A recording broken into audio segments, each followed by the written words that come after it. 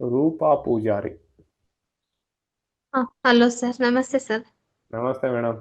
ಹಾ ಸರ್, ಚೆನ್ನಾಗಿ ಬರ್ತಾ ಇದೆ ಕ್ಲಾಸ್ ಎಲ್ಲ.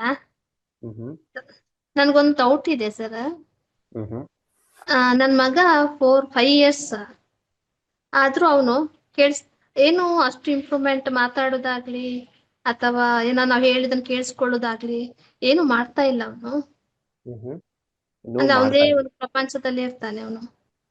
ಓಕೆ, ನೀವು ಕರುಣ ಮಿತ್ರ ಮರ್ಮಮ್ ಅಂತ ಬರುತ್ತಮ್ಮ, ಮರ್ಮ ಪಾಯಿಂಟ್ ಅನ್ನ ಮಾಡಿ ಕರುಣ ಹಾ ಮಿತ್ರ ಮರ್ಮಮ್ಮಪ್ಪ ಅಂದ್ರೆ ಹೀಗೆ ಹಿಂದೆ ಬರಬೇಕು. ಹೀಗೆ ಹಿಂದೆ ಬಂದ್ಬಿಟ್ಟು ಈ ಹಾ ಭಾಗದಲ್ಲಿ ಓ ಇಲ್ಲಿ ಹಿಂಗ್ ಇಲ್ಲಿ ಓಕೆ ಓಕೆ ಹಾ ಇಲ್ಲಿ ಈ ತರ ಹಾ ಹಿಡೀರಿ. ಈ ತರ ಹಿಡಿದ್ಬಿಟ್ಟು ಮಸಾಜ್ ಮಾಡಿ. ಎಲ್ಲಿಂದ ಗೊತ್ತಾ? ಅಲ್ಲಿಂದ ಹಿಡಿದ್ಬಿಟ್ಟು ಹಾ C4 ವರೆಗೆ.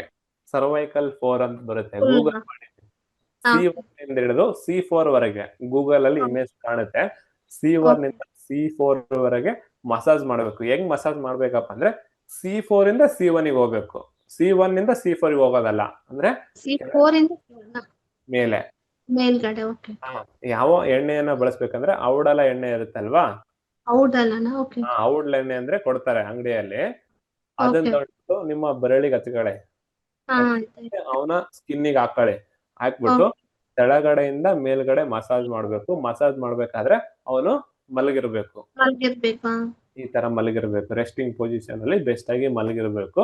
ಅದನ್ನ ಲೈಟ್ ಆಗಿ 1 ನಿಮಿಷಗಳ ಕಾಲ ಮಸಾಜ್ ಮಾಡಿ. ಹೀಗೆ ಹಾ ಮೇಲ್ಗಡೆ ಮೇಲ್ಗಡೆ. ಹೀಗೆ ಹೀಗೆ ಹಾ ತಗೊಂಡೋಗ್ಬೇಕು. ಇಲ್ಲ ಓಕೆ ಹಿಂಗೆ ಹೋಗ್ಬೇಕು. ಹಾ ಲೈಟ್ ಆಗಿ ಮಸಾಜ್ ಮಾಡಿ ಒಂದ್ 15-20 ದಿನ ಮಾಡಿ ರೆಡಿ ಹಾ ಆಗ್ತದೆ. Okay thank thank you. You.